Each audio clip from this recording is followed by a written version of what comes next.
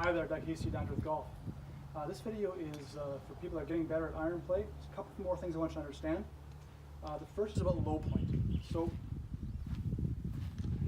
every swing I take is going to have a bottom to it. It's going to have a lowest point, right? The club is going to come down, it's going to come down, and eventually it's going to get to its lowest point or bottom, and then it's going to come up. Okay? So the reason we put our ball position that 1 or 1.5 club lengths or club head lengths inside my front foot is because usually your low point is going to be where that's a straight line in an ideal world.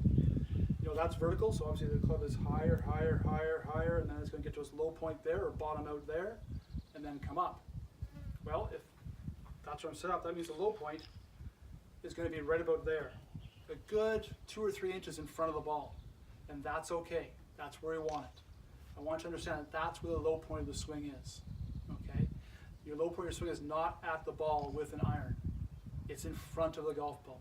And if we want our low point to be at the ball, then we move the ball. You don't try to move your low point. I want you to try to keep your low point as consistent as you can. So on that same theme, I want you to understand that this is not the center of my swing. When I turn, this is not the center. This is the center. Basically your logo of your shirt, I don't have a logo on here. Basically with the logo of your shirt or your left breast, if you're a right-handed person, that's the center of your swing, not your breast, not your spine, not your breastbone, okay? So when I turn back, if this was the center, it would look something like this, okay? And that's a hard way to control that low point and get that low point where we want it. What I want you to do is picture this is the center of your swing. That's where you're turning around. And when you watch good players, you'll notice that, especially in the modern day swing. That's the way they turn. Not that. There's no moving back. If you're confused about weight transfer or weight shift, I want you to think of it this way. You start with about 50-50 with a 7-iron, okay? 50% your right foot, 50% your left foot. Best players in the world, they get to the top of their swing, have about 75% of their weight on their back foot. It's only 25% more. It's not very much. You don't need to switch it back like this or to get all your weight in your back foot. It's just causing you problems. Speed in the golf swing comes from rotation, okay? Yes, we drive forces into the ground and all that kind of stuff, and yes, if you want to get into ground reaction forces, we can talk about it. But those are really only to help with our rotational forces, okay? So, there, that's the top of my swing. Don't confuse that, okay? This is the center of your swing, not your breastbone. Okay, one more thing to talk about. The other thing that I want you to understand is a little bit about what we used to call ball flight laws.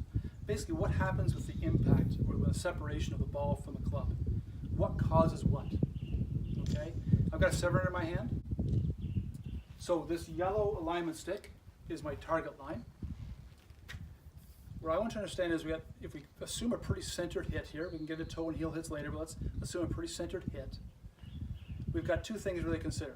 The starting direction of the ball, and then whether it curves or not.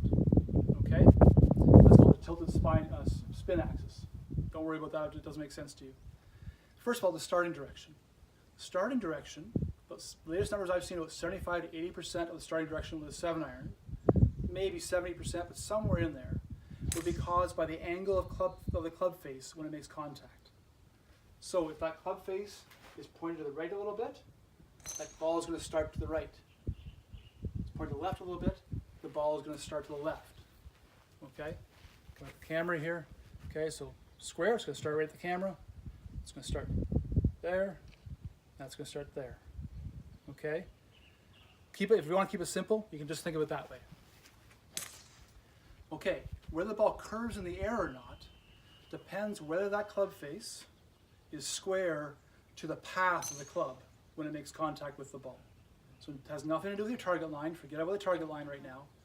The curve of the ball depends on whether that club face is square to the path.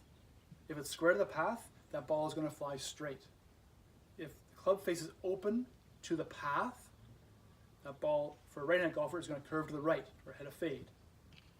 If the club face is closed to the path, then that ball is going to curve to the left or a draw for a right-handed golfer. All right, so let's talk about how we hit draws and fades then. So if I want to hit a draw, the starts to the right of the target and then curves left coming back, right-handed golfer. That would mean the club face would actually have to be a little bit open to the target line. Okay? So the club face has to be pointed that way because I want the ball to start to the right. But it needs to be closed to the path, which means the path has to be coming from what we call the inside. We call this the inside, we call this the outside. So if that path is coming from the inside, now that club face, let me put it this way. Now at impact, that club face can be open to the target line, but closed to the path. Okay? That produces a draw that starts to the right and comes back to the target, which is what we want. What if we want to hit a fade? Well, that club face would have to be closed to the target line at impact, and it would have to be open to the path. So there's closed to the target line, but open to that path. Ball would start to the left and curve back towards the target. Okay? So simplify things a little bit. If you're having problems where the ball starts, its starting direction, then we want to look more at the club face and what it's doing, because that determines starting direction for the most part. If you're having problems with the ball curving in the air, then we want to look at your path and what that path is doing, because that's really going to cause the curvature of the ball. Hope that makes sense. Let's do that one more time. Club face is starting direction, path is curvature. The less loft you have, even more that is true. The more loft you have, a little less that's true. If you're having problems with starting direction and path, then come see me. Good golfing.